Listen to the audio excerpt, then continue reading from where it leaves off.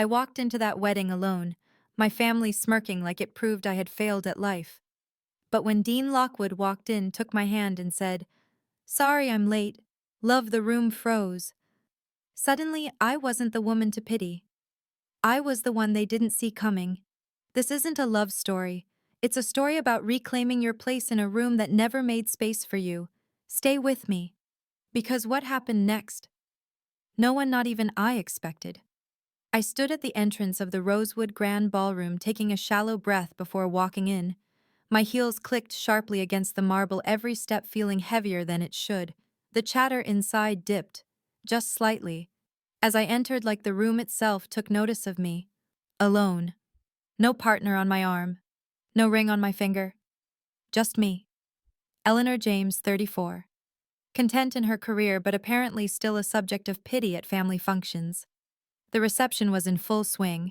Champagne flutes clinked, a string quartet played something light and expensive in the background, and every table was an explosion of blush pink florals and candlelight. The kind of wedding that wanted to look effortless, but screamed curated. I scanned the room not because I was looking for anyone in particular, just for somewhere to hide. "Eleanor," my mother said, approaching with a familiar, tight-lipped smile, arms half extended like she couldn't decide between a hug and a pat. "You made it. And you look lovely." Her eyes quickly darted to the space beside me. Empty. Then they softened. Not with warmth, but with that practiced, pitiful empathy she wore every time I attended a family gathering solo. "You didn't bring anyone," she added, trying and failing to sound casual. "No, Mom. It's just me." I said, the corners of my mouth tightening into something like a smile. Behind her, my older sister Harper appeared, all effortless grace in a sleek mauve gown that hugged her figure perfectly. Her makeup was camera-ready, and her husband Chase was already chatting up the groom near the bar. "Of course she didn't bring anyone," Harper said, not bothering to lower her voice. "She's married to her job. Aren't you?" "Elle." The words stung more for their accuracy than their tone. But I wasn't going to give her the satisfaction of a reaction. "I suppose someone has to pay their own bills," I replied evenly. Harper blinked, caught off guard. She didn't expect me to clap back. She never did. I excused myself and made my way to the seating chart. Table 12, tucked in the corner next to the fireplace, clearly the leftovers table. I arrived to find Great Aunt Ruth, who was already dozing in her chair, and my cousin's teen son immersed in his phone. Next to them sat a man I vaguely recognized, as recently divorced and already halfway through his second whiskey. Perfect. As I sat down, a sharp laugh rang out across the table. It was Aunt Beverly. "You know, she said to no one and everyone I always thought Eleanor would be the first to marry. She was such a precocious little thing. Too smart for her own good," maybe someone else added. "Always with her nose in a book." I clenched my jaw. I had been precocious. I had also graduated top of my class, earned a full scholarship, and now led the content strategy team at a top-tier creative agency in Brooklyn. But in this room, none of that mattered. Here I was, just the single one. Their words weren't cruel exactly. Not intentionally. That was the worst part. They thought they were being funny, or affectionate, or helpful. But their observations always cut deeper than they realized. Or maybe they did realize. Maybe that was the point. I reached for a glass of water to busy my hands and not my mouth. Looking around the room, I spotted my cousin Ava, the bride, glowing and floating from table to table. She looked so happy, so sure of everything. I was happy for her. Really, I was. But I couldn't help but wonder how different my life would look to my family if I had shown up with someone on my arm. Would they be more impressed with a man than they ever were with my promotions? My apartment. My book of published essays. Probably.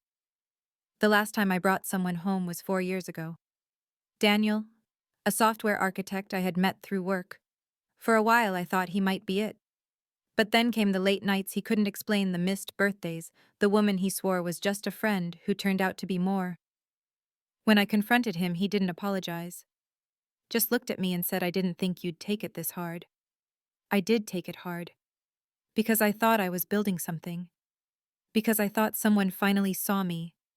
After him, I didn't bring anyone else home. Not because I was bitter, because I refused to perform. I wouldn't drag some man into my family's orbit just so they could stop asking questions at holidays. I wouldn't pretend to be less ambitious, less busy, less myself just to make small talk easier. Still, days like this were hard. Days when the whispers and glances reminded me how deeply people value appearances, how loudly silence can speak when a woman walks into a room alone. A waiter passed by offering champagne. I took a glass and lifted it to my lips, grateful for something to hold. Still no ring, huh? Uncle Mike grinned as he passed my table on his way to the dance floor. Maybe next time, kiddo. Maybe never. I replied under my breath. I stared into the golden bubbles swirling in my glass, letting them blur the edges of the room. There was nothing wrong with being alone. I liked my life. I liked who I was. But being alone in a room full of people who treated my independence like a tragic flaw, that was something else entirely. I pressed my shoulders back and inhaled. I wasn't here to prove anything. I came because Ava invited me, because I wanted to support her, because my worth didn't disappear just because I didn't arrive as a +1. I sat straighter in my chair. They could laugh. They could whisper. But I wasn't leaving. Not yet. Growing up, Harper and I were close in age but worlds apart in everything that mattered. She was the golden child, the one with the perfect blonde curls and naturally warm smile that made neighbors fawn over her in grocery store aisles. I was the studious one, the quiet one, the one with ink on her fingers and dirt on her jeans from chasing butterflies instead of boys. Harper danced ballet. I built model volcanoes. Harper won the middle school talent show with a Broadway number. I came in third at the science fair and watched our parents talk about Harper's performance the entire car ride home. It was always like that. When Harper got accepted into her first choice college, there was a dinner party. When I got a scholarship to study journalism, my mom said, "Well, at least you won't have to take out loans." When Harper got engaged to Chase, Dad opened a vintage bottle of wine he'd been saving for a special occasion. When I signed the lease on my first solo apartment in Brooklyn, Mom texted congrats. Be safe. It wasn't malicious. At least not outright.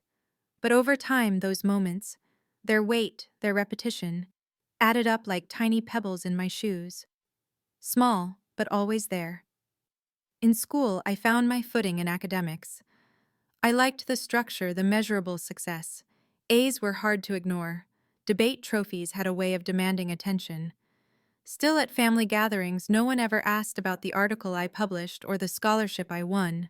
Instead, they asked when I'd visit more often, if I was dating anyone, and how come someone so smart hasn't settled down yet. That's the thing.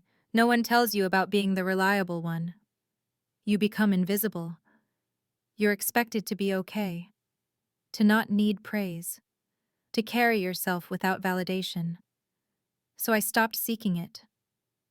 I worked hard, moved out at 22, took night jobs while freelancing until I landed a spot at a digital content agency that saw my potential. I didn't ask my parents to co-sign a lease or spot me for rent. I figured it out, alone. That used to feel like a badge of honor.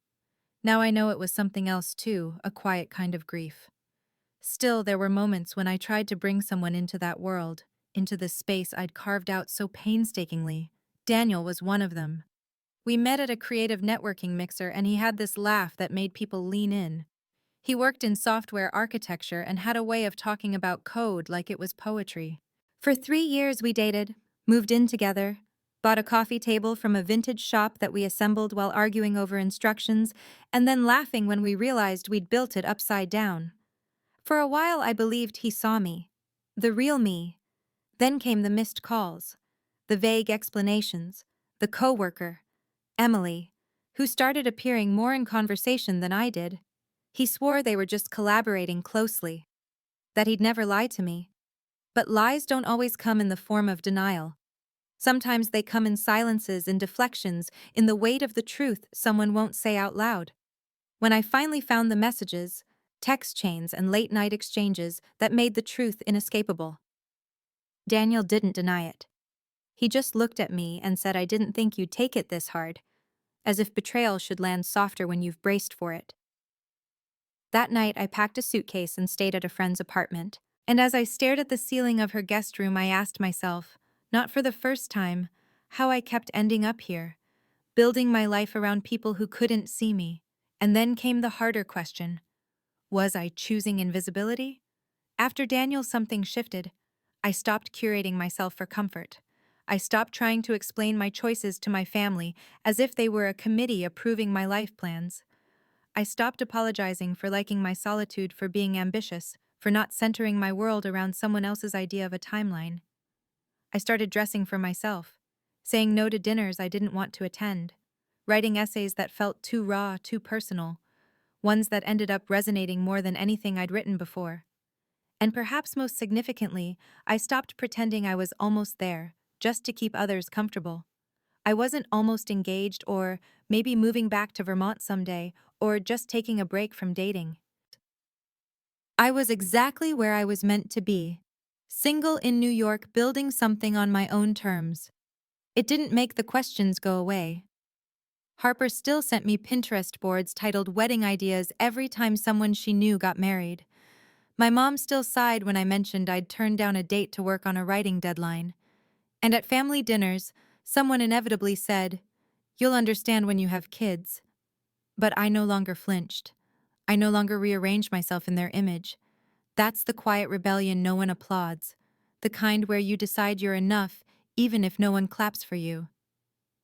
So yes, I walked into Ava's wedding alone, not because I couldn't find someone, but because I no longer needed someone to validate my place at the table. I didn't come here for pity, and I certainly didn't come here to shrink. "All right, ladies," the DJ boomed through the speakers just as I reached for another glass of champagne. "It's time for the bouquet toss." All the single women to the dance floor. A collective murmur swept the room, a few enthusiastic cheers, some groans. I turned to head in the opposite direction, but three of my aunts, like coordinated bridesmaids of social pressure, blocked my escape. "Go on, Eleanor." Aunt Vivian grinned. "Maybe it'll be your lucky day." "Don't be shy," another added, already tugging at my arm. "I'll hold your drink," offered the third, lips tight in a knowing smirk. Before I could protest, they'd corralled me toward the front, shoving me into a semicircle of younger women in pastel dresses and heels they hadn't broken in. Most of them were Ava's college friends, glowing, glossy, and half my age. I stood a little off to the side, wishing I could disappear into the floorboards. From behind me, I heard Harper whisper something to Chase. He snorted and my stomach sank. This wasn't about tradition. This was theater. A spectacle. The bride, my cousin Ava, stood on the stage with her back to us, bouquet clutched in both hands. She did a dramatic wind-up.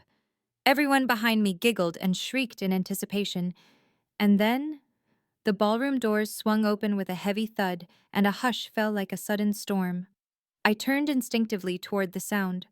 A man stood in the doorway, tall and composed in a charcoal suit that looked like it cost more than my monthly rent. His dark hair was just tousled enough to suggest movement, not mess. He scanned the room once, and when his eyes landed on me, he smiled. Dean Lockwood. My brain stalled. I knew that face. Everyone did. CEO of Marlowe Strategies, 39 years old, on the Forbes Leaders Under 40 list, guest lecturer at Wharton, subject of a viral TED Talk titled "Leading Without Losing Your Humanity." And for some inexplicable reason, he was walking toward me. With purpose. I didn't blink. I didn't breathe.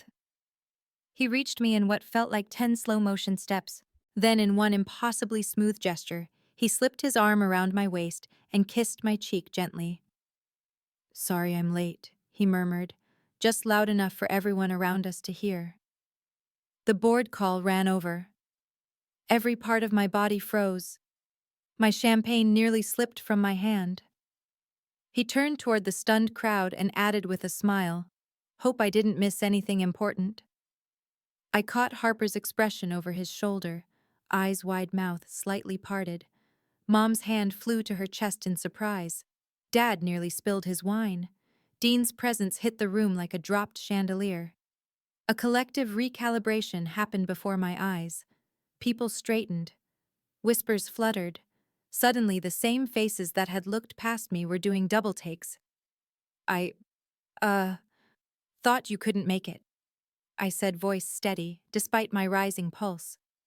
He leaned closer. Play along. You looked like you needed a lifeline. His words weren't flirtatious. They were an offering. I nodded, barely perceptible. Dean pulled me gently toward a table near the front.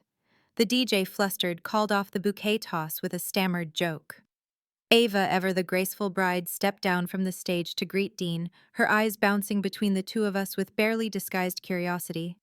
Natalie didn't mention she was bringing a +1, Ava said, her tone teasing. Probably because I wasn't sure I could make it, Dean replied smoothly, shaking her hand. Cross-country board meetings have a way of misbehaving. He turned to me with a conspiratorial glint. She always undersells things. Keeps me on my toes. Ava laughed, visibly charmed. Well, we're glad you're here. Within minutes, a wedding planner appeared and discreetly moved me from table 12 to the head table beside the bridal party. My old seat, next to sleepy Aunt Ruth and whiskey-soaked Travis, vanished like it had never existed. I followed Dean, still half in shock, still unsure what the hell was happening. When we sat, his hand remained at the small of my back. Not possessive, reassuring. I turned to him. Why did you? I was meeting a client at the hotel. I walked past the ballroom on the way out, he said softly. Heard someone make a comment about you being still alone. It didn't sit right. I blinked. So you just stepped in. He shrugged, but his expression was warm. Impulse. Also, I recognized you. I frowned. Recognized me. You spoke at the Tech Forward conference last October, gave a talk on narrative strategy and digital media. I stared. You were at Tech Forward. He smiled. I was the keynote after you. You had a green dress, sharp analysis, and a voice that didn't waver once, even when that guy from Apex tried to challenge your data. The memory hit me like a flashbulb. You were the guy who quoted Maya Angelou in his opening line. Guilty, he said. I felt the heat rise in my cheeks. So this wasn't random. No, he said gently. It wasn't random. As dinner began, our table buzzed with questions. Who was Dean? How did we meet? How long had we been dating? He answered smoothly, effortlessly. We'd met at a conference, had been seeing each other for a few months, kept things quiet because of our demanding careers. I matched his energy, replied with practiced ease, added details when needed. Was it a lie? Technically, but it didn't feel like deception. It felt like armor. I wasn't pretending to be someone else. I was refusing to be reduced to nothing. This wasn't about Dean saving me. It was about me choosing not to shrink in front of people who'd spent a lifetime minimizing me. As the night wore on, the whispers faded into awe. The pity turned to curiosity. The same relatives who'd ignored my presence hours earlier now asked about my career, my apartment, my partner. And though part of me knew the attention came with conditions, I let myself enjoy the moment. Just this once. I hadn't lied to hurt anyone. I'd just given them a new lens. And maybe for once, I deserved that shift. The music softened inside the ballroom, shifting from top 40 hits to a jazz standard that reminded me of Dad's record player. But I could hardly hear it. My ears were still ringing, not from sound, but from the rush of adrenaline, from the echo of my name being said differently. Not like a question, not like a warning, but like a fact someone was certain of. Want to get some air? Dean asked beside me. I nodded, grateful. The crowd had begun to close in again, curious eyes and passive-aggressive smiles pressing in from all directions. He guided me through a side hallway that led to the balcony overlooking the garden. The night was clear, cool for late spring, the scent of lilac floating up from below. String lights traced the railings, casting a golden hue over the stone balustrade. From here, the reception looked like a dollhouse. Distant, small. I leaned against the railing, exhaling for what felt like the first time all night. Thank you, I said quietly, for what he asked, standing beside me. For whatever that was. Dean smiled. It was instinct. I glanced sideways at him. You said you recognized me. From Tech Forward. He nodded, folding his hands in front of him. October. You gave a talk on emotional strategy and AI-driven content. Most people in that room were half checking their email. You weren't. I turned fully to face him. You remembered that. After all this time, he shrugged, almost sheepish. You wore a dark green blouse that matched your eyes. You handled a hostile question from the Microsoft guy without flinching. I remember thinking, here's someone who doesn't just know her material, but owns it. The warmth that bloomed in my chest startled me. It had been months since anyone made me feel seen. I thought about introducing myself afterward, he continued. But you were swarmed. Then my flight got moved up. I figured the moment had passed. And now, he looked out toward the garden. Then I saw you tonight, standing there with your arms crossed like a fortress, and I heard someone make a cruel comment. I thought, maybe the moment hadn't passed after all. I stared at him, unsure what to say. I know what it's like, he added after a beat. What? To be surrounded by people and still feel completely alone. There was no performance in his voice, no pity, just quiet, knowing. We stood there for a while in companionable silence, the city sounds drifting faintly from beyond the hedges, the hum of traffic, a distant siren, the laughter of people who didn't need armor tonight. You have that kind of family too, I finally asked. Dean gave a soft laugh. My younger brother thinks my success came easy, that I skipped some invisible line. We were close once. Now he thinks I turned into someone else. And did you? I asked before I could stop myself. His answer was slow. I turned into who I had to be. But that doesn't mean I stopped wanting to be understood. I nodded, eyes fixed on the trees. I get that. My mom once told me I was born old, I said, trying to smile. Because I was always the one who cleaned up the messes, who remembered birthdays, who filled in the gaps. I thought if I just achieved enough, they'd stop seeing me as a disappointment. And did they? I shook my head. They started calling me independent, like it was a flaw they'd learned to tolerate.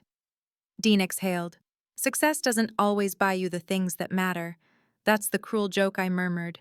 We work so hard to be someone, only to find out it's not the version they wanted anyway. A breeze stirred the edge of my dress. I crossed my arms to warm myself, but before I could say anything, Dean slipped off his jacket and draped it over my shoulders without asking. It smelled faintly of cedar and something clean, like rain. Thank you, I said again, quieter this time. You don't need to thank me for basic kindness, he replied. I looked at him, then really looked. His expression wasn't smug or performative, just present, steady. And in that moment something shifted, not in him but in me. This wasn't about being saved. It wasn't about putting on a show for my family. This was about being offered space to be fully myself without explanation or apology. Still, I felt the familiar armor rising. I should say this now, I began. I'm not looking for anything. I've been through something and I'm still sorting it out. I'm not expecting anything, Dean replied immediately. Tonight wasn't a plan. It was a choice. To be kind. To be real. That's rare, I said, half laughing. So are you? He said simply. I didn't know how to answer that. So I said nothing. We lingered a little longer, watching the stars barely visible above the city lights. For the first time in a long time, I didn't feel like I had to perform. Not for my family, not for him, not even for myself. The night air inside the ballroom had grown thicker somehow. The laughter was louder, the clinking of glasses more jarring, and every smile felt stretched thin. I sat at the edge of the table, acutely aware of how the warmth from Dean's hand still lingered faintly on my lower back. For a moment, I had allowed myself to believe in the fantasy, to believe I was the woman whose presence could turn heads because of admiration, not pity. But fantasies never last long in rooms full of people who think they know you. Funny Harper's voice cut through the crowd like a ribbon snapping how none of us had ever heard of Dean until today. She was standing just a few feet away now, eyes fixed on me, her expression composed, but sharp. She had a full glass of champagne in hand, but her words were the sharper blade. Dean didn't flinch. Some people value privacy, he said coolly, but it was too late. My mother glanced between us, brow furrowed. My aunt was already whispering to someone, and I knew. If I didn't speak now, this would spiral into something worse than a lie. It would become a narrative I had no control over. I stood slowly.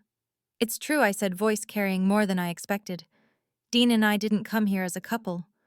We met tonight. A collective hush fell across our corner of the room. A pause. Then murmurs. Harper's eyebrows lifted victorious. So it was a performance. Dean stepped beside me, hand lightly brushing mine. I stepped in because I heard someone. He looked directly at Harper, making a comment that didn't sit right. I improvised. I take full responsibility. It's not about blame, I said, quickly cutting him off. No one made me go along with it. That was my choice. My mother looked embarrassed. My father was unreadable. Jessica looked hurt, confused. It was hard to tell. I just wanted the night to pass without being looked at like I was broken. I added, but pretending isn't the answer. And I'm done doing that. For anyone. The quiet that followed wasn't accusatory. It was uncomfortable, like everyone had been caught watching something private unfold in public. Dean touched my arm gently. Eleanor, we don't have to make this a spectacle. I know, I said, turning to him. But if I walk away from this pretending it didn't happen, I'll regret it more than I already regret going along in the first place. He nodded once slowly. There was no hurt in his eyes, only understanding. Is it that shameful? Harper said suddenly, her voice louder now. To come to a wedding alone, I met her gaze. It's not shameful. But it's exhausting to constantly have to explain your worth to people who've already made up their minds. Harper looked away. I'm not mad at you, I added, quieter. You just said what most people in this family think but don't say out loud. I could see the room shifting.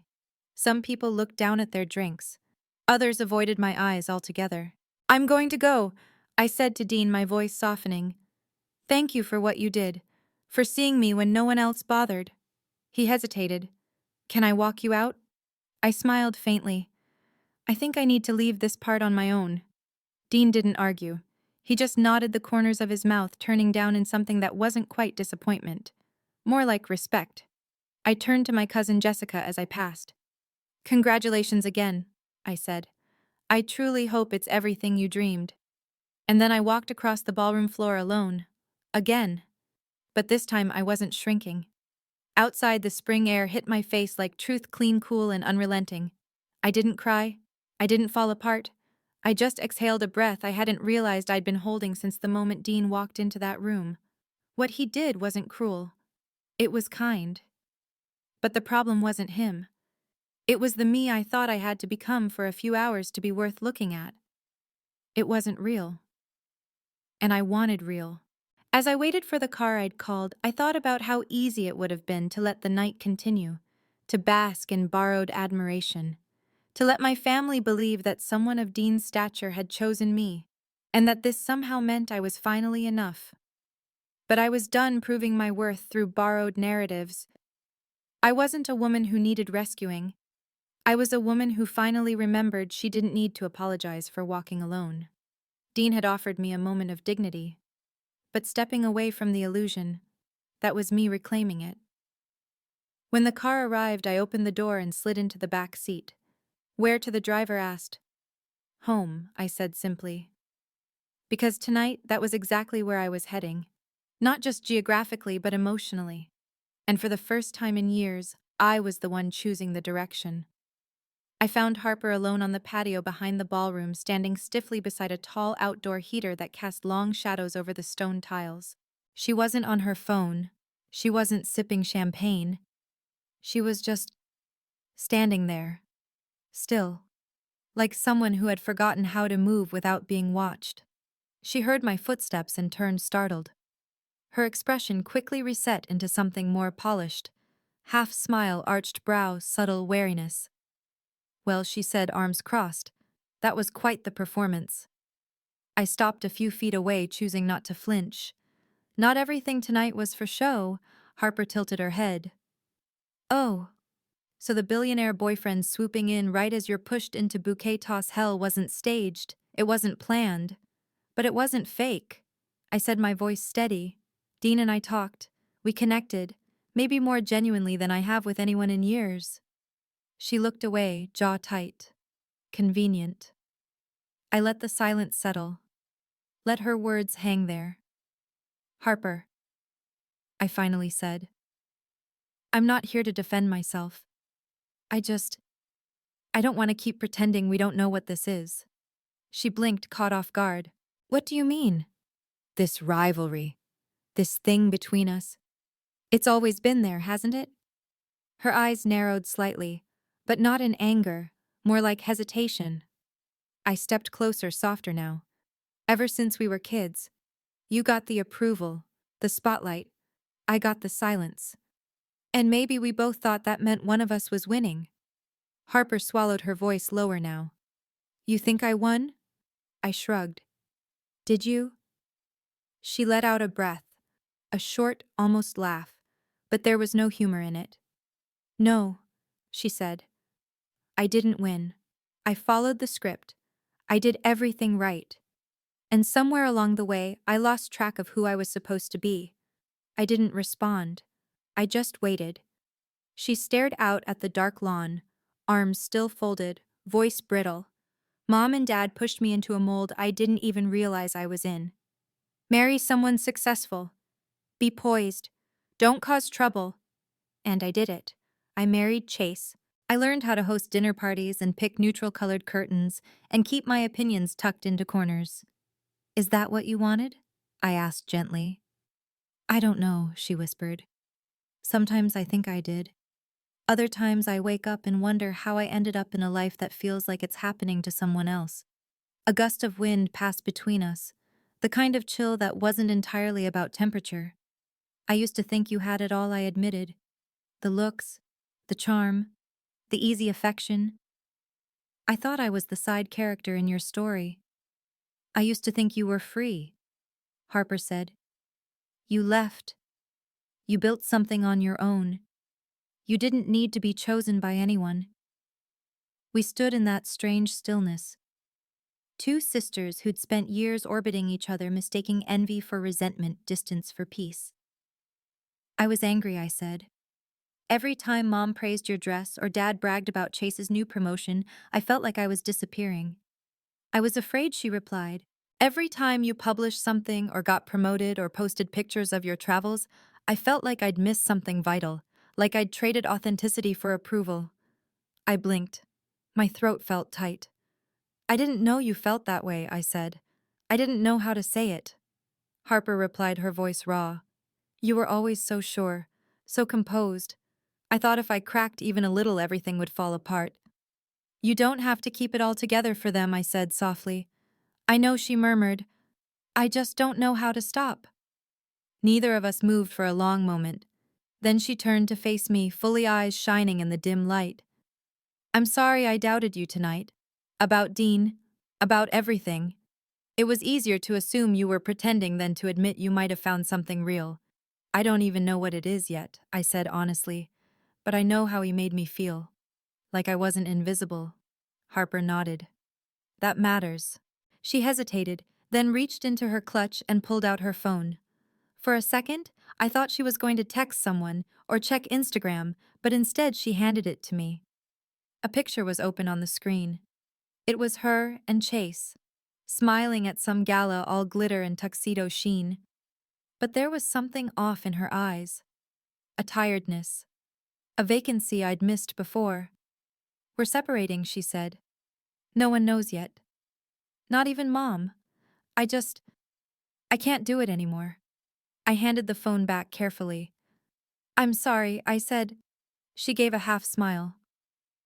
I think I'm not. We both laughed. Quiet, shaky, real. You know, I said, for two people raised in the same house, we sure didn't speak the same emotional language. Maybe we're just learning it now, Harper said. A long silence followed, but it wasn't uncomfortable. For the first time in years, we weren't performing. We were just two women, two sisters, trying. I'd like to keep trying, I said softly. Me too, she replied. And in that moment, it felt like something fractured between us was finally, if not fixed, at least acknowledged, named, maybe even seen, just like I finally was. It had been years since I'd stood on the front steps of my parents' home and felt anything close to peace. The white shutters, the neatly trimmed hedges, the flag still waving out front. It was all too familiar yet strangely foreign, like stepping onto a set from a show I no longer watched. I'd called earlier that morning and asked if they could make time to talk. My mother had hesitated for a moment, then said, "Of course, sweetheart. We'll put on some coffee." Now I stood outside their door, hands clenched inside my coat pockets, heart tapping steadily beneath my ribs. This wasn't about a fight. This wasn't about blame. But it was about truth. My truth. Spoken, not swallowed. The door opened and my father greeted me with a surprised smile that faltered slightly when he saw I was alone. "No, Dean." "Not today," I said, stepping inside. My mother emerged from the kitchen, her apron dusted with flour. "We thought you might stay for dinner. I made that apple tart you like." I managed a small smile.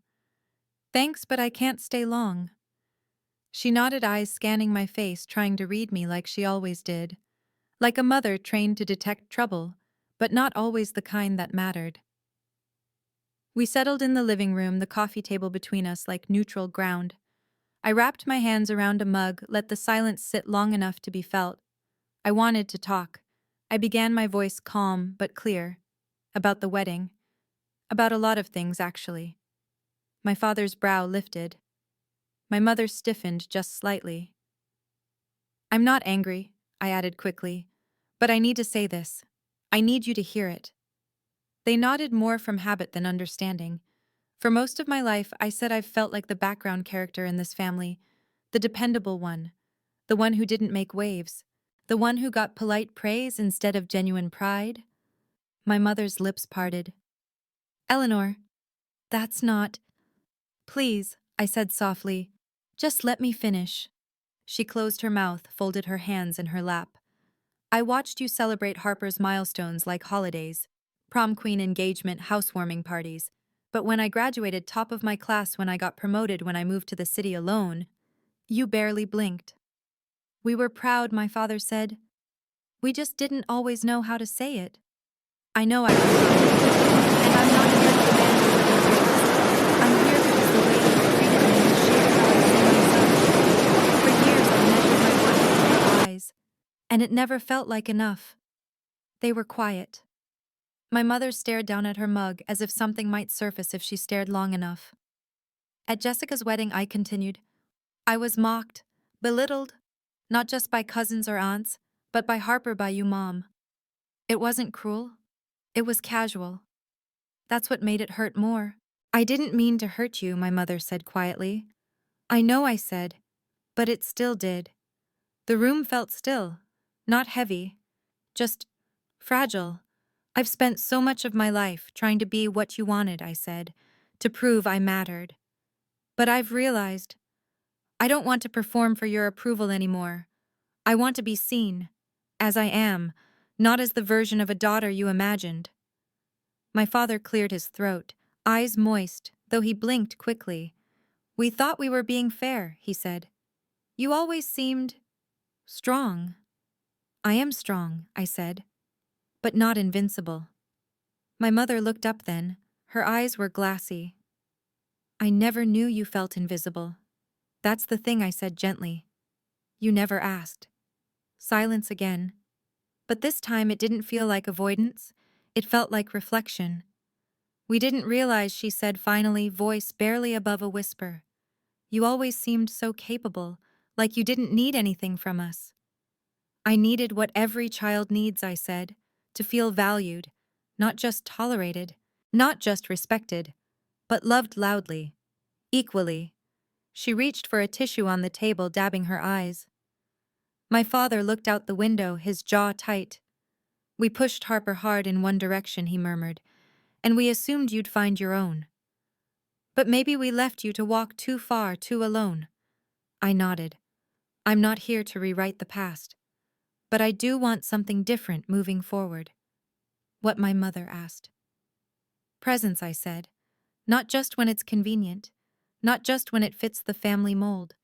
I want you to see who I actually am. Ask about my work, my life, not whether I'm dating someone or when I'll settle down. Just See me. My father gave a single nod. We can do that. My mother reached across the table, her fingers brushing mine.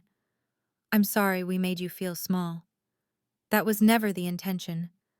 I know I said, but now it needs to be a choice. To pay attention, to listen, to unlearn. There were no grand gestures, no sudden hugs or proclamations of change, just a moment, quiet and real. A promise not made in words but in the softening of their faces. The pause before each response. A beginning. When I left an hour later, my mother walked me to the door. Let us know when you're free for dinner, she said. I will, I replied. And next time I'll bring dessert. She smiled, a real one. Make it that tart you used to bake in college, the one with ginger and figs.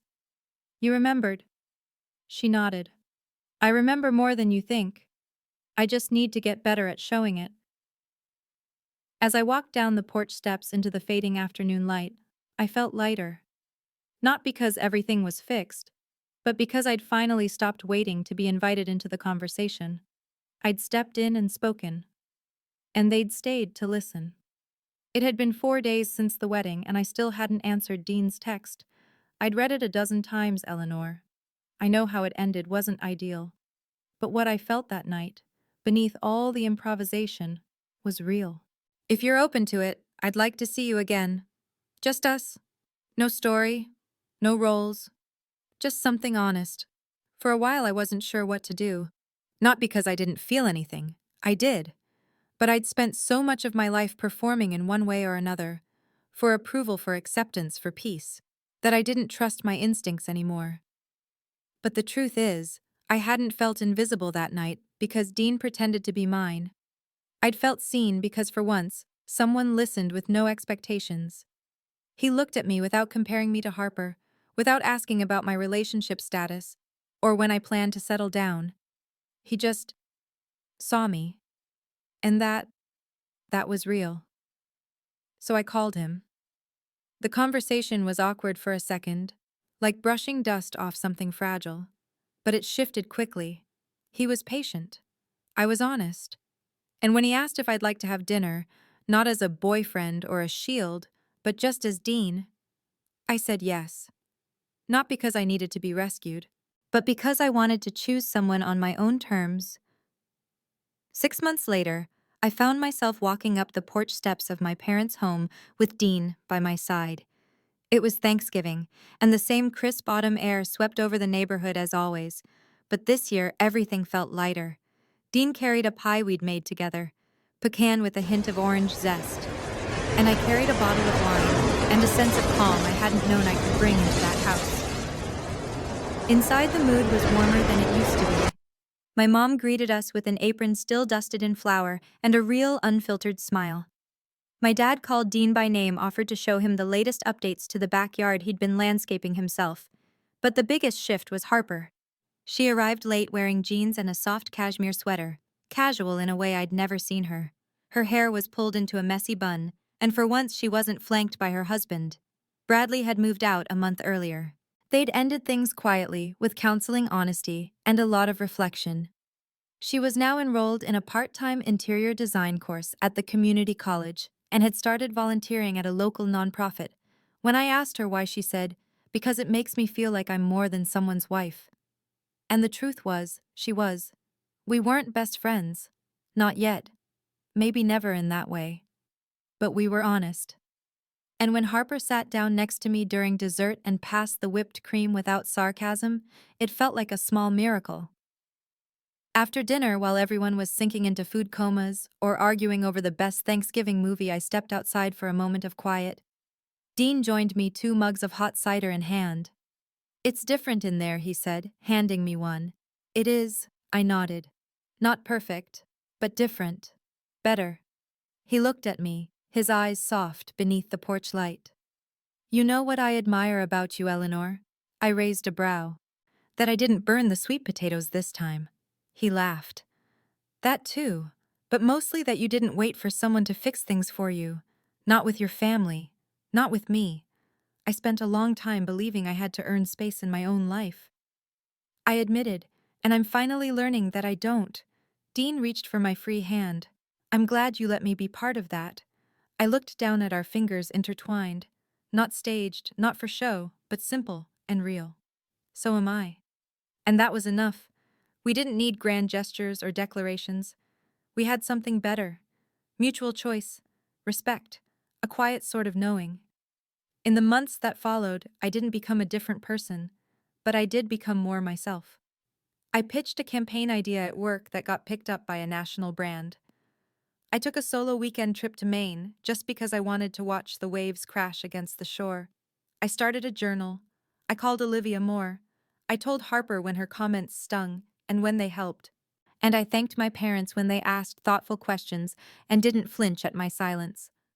I didn't wait to be invited into rooms anymore. I walked in when I had something to say. Looking back, that wedding wasn't a turning point because Dean showed up. It was a turning point because I stopped waiting for someone else to decide I was worth defending. Dean didn't rescue me. He just reminded me of what I'd forgotten, what the years of small humiliations and unspoken comparisons had buried, that I was allowed to stand tall even if I was standing alone. And maybe, just maybe, I never really was. Have you ever walked into a room and felt like you didn't belong? Like your worth had already been decided for you?